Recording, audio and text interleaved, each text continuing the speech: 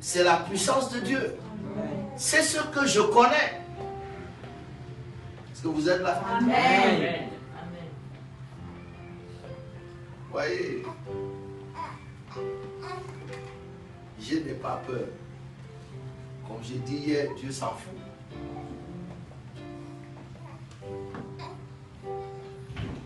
M'a amené un jour dans la maison des malades.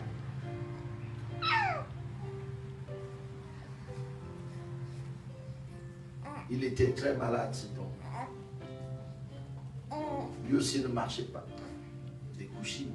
Toute la famille était autour de lui. On attendait sa mort. Et puis je suis arrivé qu'il dormait.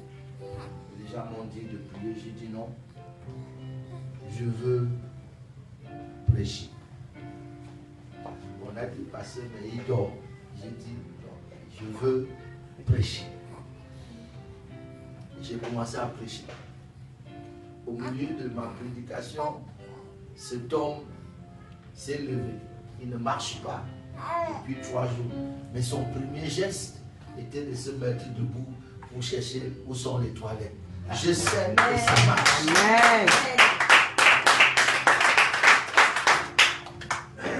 L'évangile est la puissance de Dieu pour le salut de quiconque croit.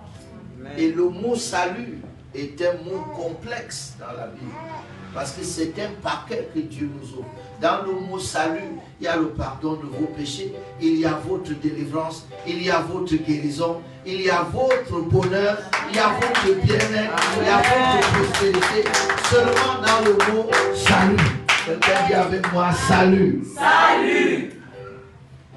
La manière dont tu cries salut là, c'est comme si ça va aller chez ton voisin. Dis salut, frère.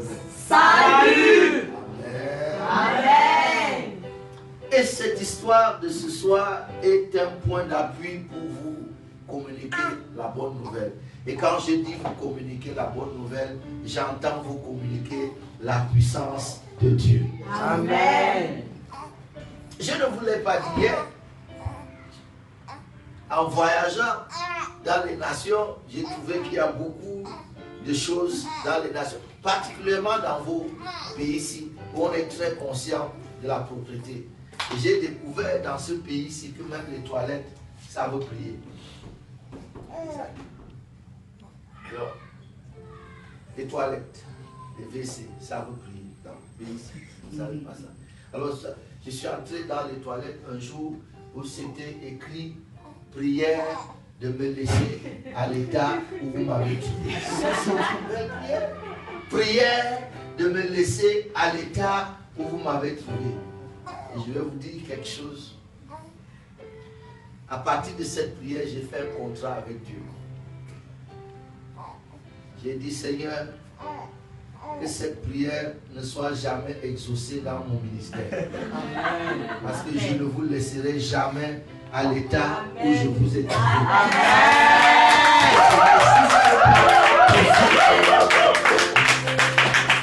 Ce n'est juste pas possible. Ce n'est pas possible. Je ne peux pas vous laisser à l'état où je vous ai trouvé. Amen. Alors si tu aimes ta situation actuelle, tu ferais mieux de l'enregistrer parce qu'elle va bientôt finir. Tu la verras plus.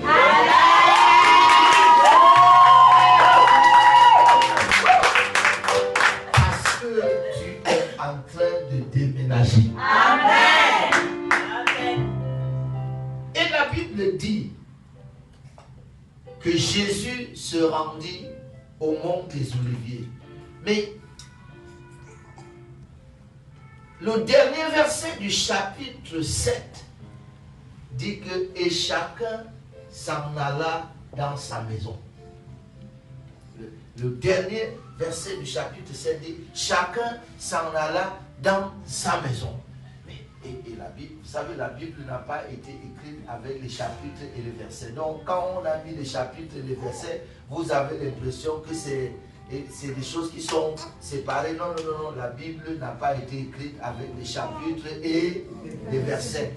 ces divisions-là sont apparues plus tard dans l'histoire pour nous aider à mieux nous retrouver dans le texte. Mais il n'y avait pas de chapitre, il n'y avait pas...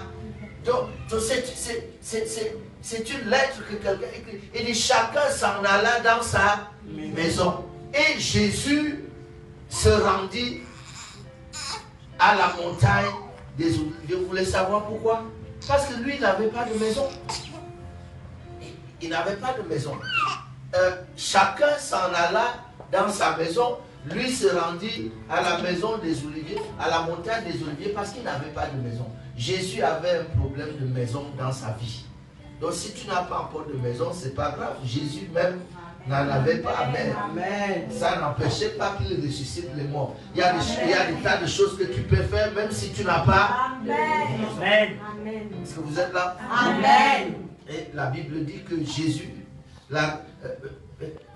vous connaissez la grâce de notre Seigneur Jésus-Christ qui, de riche qu'il était, pour nous s'est fait pauvre. Jusqu'à quel point Jésus s'est fait pauvre?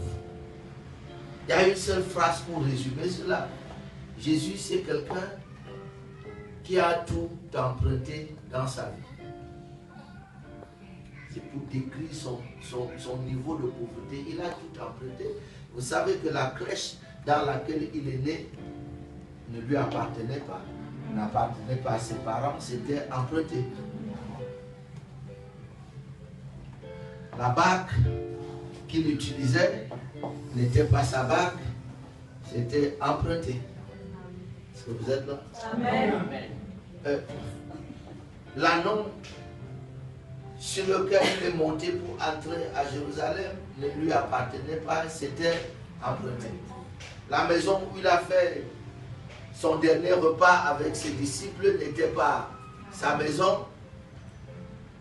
Et même pire, le tombeau dans lequel il a été enterré ne lui appartenait pas, c'était emprunté. Et la Bible dit qu'il s'est fait pauvre, afin que par sa pauvreté, nous soyons enrichis. Cela veut dire quoi? Cela veut dire que toutes les situations que Jésus a traversées dans sa vie, c'était pour que nous ne les traversions plus. Amen. Que nous ayons exactement le contraire. Amen. Il a souffert pour que tu ne souffres pas. Amen. Il a été pauvre pour que tu ne sois pas pauvre. Amen. Il a été blessé pour que tu ne sois pas malade. Amen. C'est pour ça qu'il est venu. Amen. Amen. Alors la Bible dit que ce jour-là, le lendemain matin, il est allé au temple pour enseigner. Et lorsqu'il s'est assis, il y a des gens qui sont venus à son enseignement. Dites Amen. Amen. C'est important de quitter sa maison, de quitter ses occupations pour aller à l'enseignement. Et il va se passer une chose pendant qu'il est en train d'enseigner. On lui amène une femme qu'on a surprise en frappant des lits d'adultère. La première leçon de cette histoire, c'est qu'on n'aurait jamais surpris cette femme en train de faire l'adultère si elle avait pris la résolution le matin de venir à l'enseignement. Parce que au moins, vous ne pouvez pas être à deux endroits au même moment.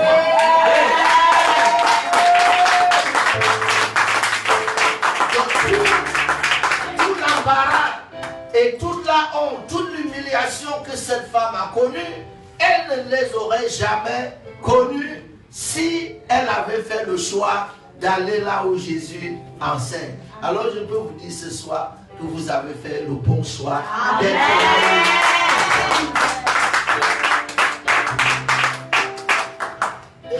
Je peux vous dire une deuxième chose.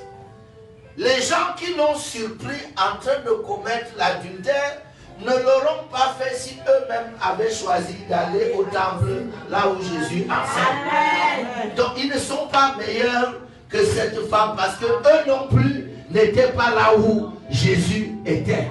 Parce que la seule chose qui change votre vie, c'est quand vous êtes là où Jésus est. Amen. Cette femme et ses accusateurs n'étaient pas.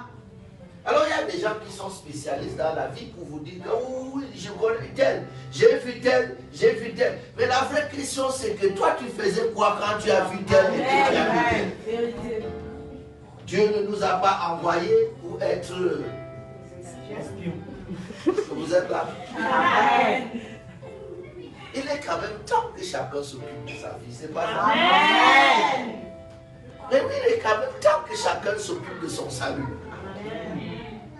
Toi-même, tu n'es même pas sûr d'être sauvé, mais tu veilles sur mon âme. Ah non, quand même. Sauve-toi d'abord. Est-ce que vous êtes là? Amen. Ce que je veux dire, ce jour-là, c'est que ni cette femme, pécheresse comme on appelle, ni ses accusateurs, personne n'était là où Jésus était.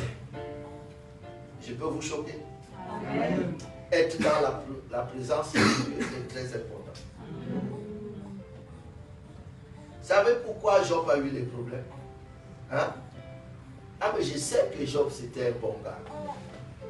Et je n'ai rien contre ça. Mais sauf que la Bible dit que Satan se retira de devant Dieu et il alla frapper Job. Et ça c'est quelque chose de très mauvais parce que si vous faites un schéma, si vous dessinez ce verset en image, ça vous donne une grande leçon. Puisque la Bible dit Satan se retira.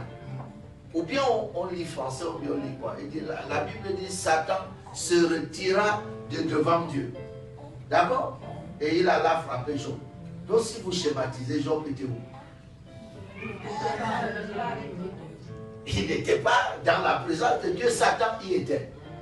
Et Satan ne peut pas vous frapper quand vous êtes dans la présence de Dieu. Amen. Mais quand lui il sort de la présence de Dieu, il part trouver. Est-ce que vous savez que Dieu est très ironique quelquefois? Il a vu Satan venir à la réunion, dont la réunion a été ouverte à tout le monde. Puisque même Satan est venu. Et pourquoi Job n'est pas venu? La Bible dit tous les fils de Dieu vers. Oh là là. Et Satan aussi. Et Dieu demande à Satan, est-ce que tu as vu Job? Ça c'est assez. Il faut faire très attention. Il dit, est-ce que tu as vu Job? Il est où? Dieu regarde, il voit tout le monde, même celui qui n'espérait pas voir, Satan. Il lui demande, tu viens d'où? Il dit, je viens de parcourir la terre et de lui promener. Il dit, tu as certainement vu Job quelque part là-bas. Et Satan lui dit, oui, je t'avais dit que les gens comme l'autre te cherchent seulement quand ils ont faim. Il y a des gens qui viennent à l'église seulement quand les choses ne marchent pas encore. Vous voyez? Ils n'ont pas encore les papiers, ils viennent à l'église. Ils n'ont pas encore le travail, ils viennent à l'église. Et dès qu'ils ont tout ça, tu ne les vois plus. Et Satan dit à Dieu que je t'avais dit que pour le cas de Job, tu l'as trop gâté, alors il est où? Amen. Si vous doutez, la puissance de tout calomniateur réside en l'absence de celui qu'il calomnie. Amen. Personne ne vous calomnie quand vous êtes présent. C'est parce que Satan n'était pas là que Job n'était pas là que Satan l'a calomnié. Et cette histoire, si vous lisez Zacharie au chapitre 4, vous allez trouver, ou bien 3, surtout 3, vous allez trouver qu'il y a un sacrificateur qui s'appelait Josué. Il n'était pas comme Job. Parce que la Bible dit qu'il avait des habits sales. Donc il était facile à accuser. Job était un homme intègre, il était bon, ainsi de suite. Je me méfie plus des bons chrétiens à l'église que des mauvais chrétiens. Parce que les bons chrétiens deviennent tellement bons qu'ils ne viennent plus aux réunions, ils ne payent plus la dîme, ils ne payent plus. C'est parce qu'ils disent, ah, moi de toutes les façons, les gens même qui vont à l'église chaque jour, est-ce qu'ils sont bénis pour moi? Est-ce qu'ils sont justes pour moi? Ça c'est seulement une parenthèse, ça ne fait pas partie de ma prédication. Et puis ça ne s'adresse même pas à vous, ça s'adresse aux voisins. Amen. Amen. Excusez-moi de vous donner le message que j'aurais dû donner aux voisins. Vous savez pourquoi j'aime prêcher la Bible? Parce que la Bible ne parle jamais de nous. La Bible parle de Pierre, elle parle de Job, elle parle de... Elle ne parle jamais de nous. Parce que de toutes les façons, nous, on ne peut pas se comporter comme Job. On est toujours à l'église, on est toujours dans la présence de Dieu. Dites Amen. Amen. Oui, c'est ça, c'est ça. Mais la Bible dit que quand Satan est venu pour accuser Josué, il a trouvé Josué dans la présence de Dieu avec ses habits sales. Il n'y a rien qui doit vous faire fuir la présence de Dieu. Même pas votre péché. Vous n'êtes pas trop spirituel en restant chez vous parce que vous avez péché. Au contraire, vous jouez le jeu du diable.